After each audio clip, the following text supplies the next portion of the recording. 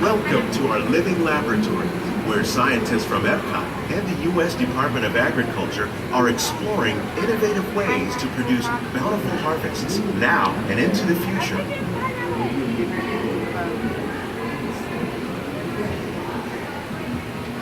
The tropics are home to the greatest diversity of plants on the planet.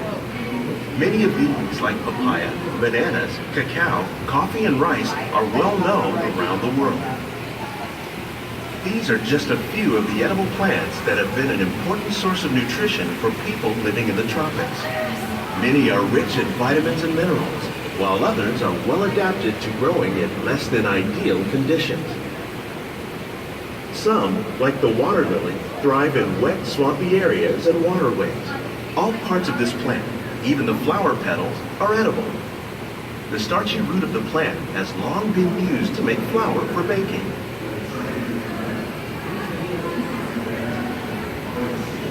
One day, many of these lesser-known tropical plants may be as important as the bananas growing on both sides of the boat.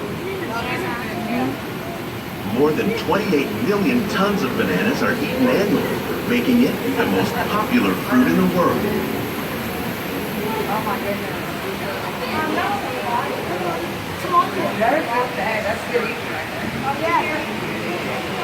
When we mention farming, you probably don't think of fish. But fish farming, or aquaculture, accounts for nearly half of all the seafood consumed globally. Tilapia, bass, and catfish, like the ones you see here, are three of the more popular crops raised by fish farmers. The sustainable system we're using here recycles the water in the tanks. As a result, we're able to save millions of gallons each year. Our small fish farm produces nearly 5,000 pounds of fish each year to serve in restaurants around Walt Disney World. Innovations like this one can play an important role in our efforts to produce bountiful harvests and still protect natural resources.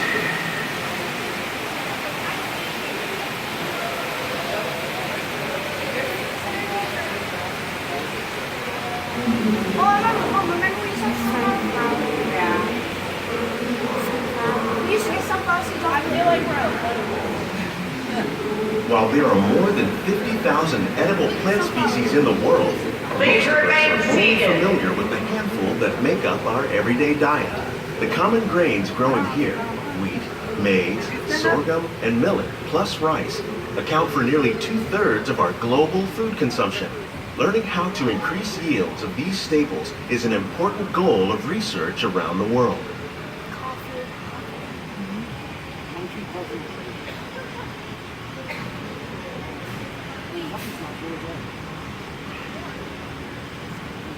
That's spinach. These plants are definitely on their way up. Innovative growing techniques like these increase yields while more efficiently using resources like water, fertilizer, and pesticides. Another innovation at work here is our integrated pest management program. By populating our greenhouses with beneficial insects that prey on harmful pests like aphids and flies, we are significantly reducing our reliance on conventional pesticides. We're growing these crops using our nutrient film system. This technique precisely controls and recycles water and nutrients. With it, we can produce over 27,000 heads of lettuce a year in this one small area.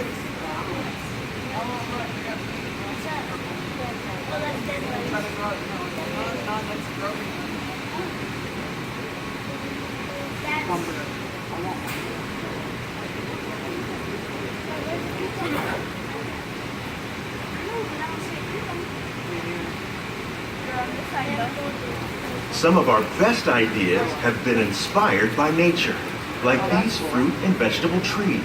By growing these ground plants vertically, we can increase yields and better control diseases.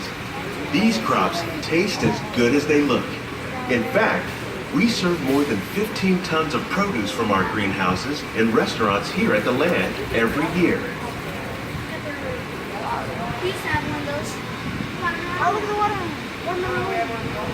Mom, and we used to have peppers. Whoa, look at that. They're hanging.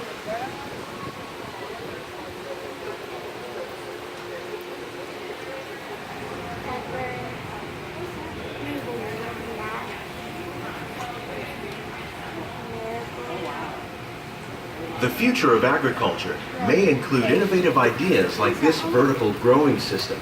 Plants grown in this way use a fraction of the space required by traditional growing methods. That saves water and increases production. The aquaponics system on your left combines hydroponics with aquaculture.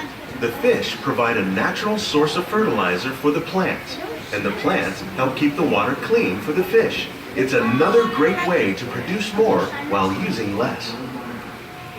In our lab, Epcot scientists are working with the U.S. Department of Agriculture on a number of innovative projects.